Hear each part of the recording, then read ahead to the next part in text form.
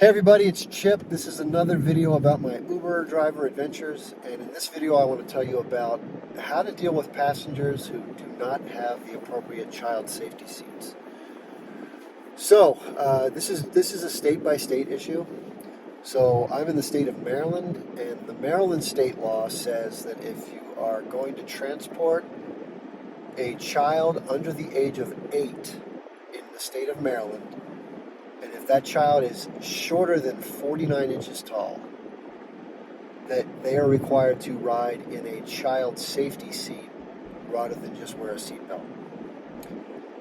And what I found in doing driving is that most people who don't own a vehicle or who have their vehicle in the shop or whatever their situation, they very rarely have the child safety seat available for the children, which is concerning because as a parent you'd think they'd want to have the kids secured properly, but what happens is, at least what's happened to me so far, is you either get somebody on the phone or you'll get to their address and they'll say, well, last driver didn't say anything about it, the last driver was cool with it, but your insurance and Uber guidelines as well as state law are all very clear on what the rules are. And if something were to happen, let's say, gosh forbid, you have an accident, someone gets hurt, it's on the driver. The driver is the one they put the responsibility on. And if you don't follow Uber's guidelines, the insurance that normally protects drivers through the Uber relationship, I think, is invalidated. So you got to be a stickler for the details. It's not fun sometimes because you feel for the person who has less money, the hassle of having to transport these seats around. You just want to get your kids over to your brother's house or your sister or your ex-husband or summer camp or whatever. I get it. But unfortunately, the responsibility does fall on the driver. So we got to be the bad guy. So here's my suggestion to you as drivers is look for the regulations from your state. Look at the Uber guidelines and then look what your insurance company guidelines are. So what I did was I went ahead and Googled Maryland seatbelt laws, Maryland child safety seat laws, and I got to the website that described the actual law. I took a screenshot of what it says, the actual language, and I keep that in a notepad for both seatbelts as well as child safety seats. Then I also did the same for Uber. I went to Uber's page that talks about it for each of those issues, did a screenshot. And then I went to my insurance company's website and got their specific language.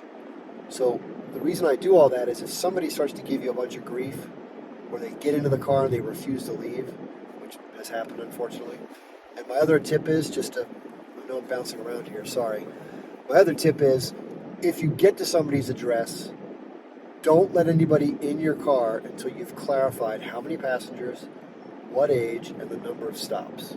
Just have your doors locked, politely tell them that before people get into your vehicle, you need to clarify the nature of the trip. And it's for their security as well as yours, whatever you got to say. But what you don't want to have happen is you don't want to get a disgruntled passenger who's being told no because they're not abiding by Uber's guidelines or state law or your insurance requirements, because they'll sit in your car sometimes and refuse to leave. Now, let's talk about cancellation. This is really important.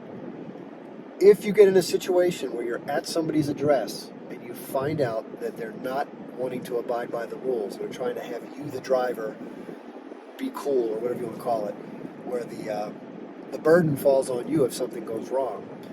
And you don't want to do that. You don't want to take the risk. I mean, you may really want to take the trip. You want to help the people out. You want to get them where they want to go. But you also got to deal with these other things. So here's my suggestion.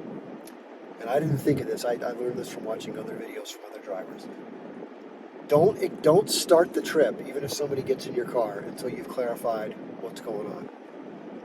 A lot of times what customers will do is they will threaten you because Uber's going to charge them a cancellation fee if they cancel. Because you drove to them and you deserve to get something for having invested that time and energy. And it's them that are not following the rules, not you. You're doing your job. They're kind of trying to cut corners. So it's going to cost them about $5 to cancel. A lot of people don't want to eat that cancellation charge. I don't blame them. But as the driver, you shouldn't have to cancel the trip and get nothing because you drove there. And also, it adds to your cancellation rate, which is used against you in case you get deactivated. If you do too many cancellations, it will deactivate you. That's not fair to you. If you do end up canceling it because someone's being super belligerent and you just decide it's not worth the hassle, you want to get them out of your car and just get on with your day, then you got to call Uber and explain that you didn't want to have to call the cops and you didn't want to waste 30 minutes waiting for something to play out because someone was pissed. But generally what they suggest you do is first, don't let anybody in your car, but if somebody's in your car, say whatever you have to get them out of the car. Say, okay, I'm going to cancel for you, but I need you to exit the vehicle before I cancel. That's my rule. So then what I do is you pull up about another 30 or 40 feet or whatever, as far as you got to go to get to a safe space, far enough away from them so they can't come badger you, and you just wait another 2 or 3 minutes. The same thing you would do if somebody didn't come out to your vehicle, if you're just waiting for somebody. There's a point, I think it's at the 4 or 5 minute mark. The first 2 minutes you wait is on you. Then they pay you 20 cents a minute for the 3rd, 4th, and 5th minute. And I think it's after the 4th or 5th minute that a little triangle will come up next to the counter for the wait time. And it'll allow you to cancel the trip at that point and then get the cancellation fee for you. Now, when you do that, the customer is going to get charged the cancellation fee. So I did this the last time this happened, and unfortunately it was a dead-end street. I had to do a U-turn and come back past the people that I just talked to. And I guess they saw on their phone they got charged for the cancellation fee, and they were pissed. And they were like screaming at me and yelling at me. They were like, "Hey, stop, we want to talk to you." I did not stop. I was like, hell no. So that tells you what you need to do about child safety seats. I will link in the description below the links to the Uber policies as well as my state's laws, and you can use that as a reference. But again, I just did a Google search, changed the name of state from my state of Maryland to your state, and you'll find the same information. If you have them screenshot and anybody gives you a hard time and they're questioning the law or your knowledge of it, you can just say, okay, I'll tell you what, let's show you the actual language that the state uses or my insurance company or Uber, and you can read that and then you can make your own determination as to what you think the rules are. So I find that useful. And if you found this video was useful to you, please hit the like button. And if you'd like to see more content like this, please subscribe to my channel. I'll catch up with you in the next video.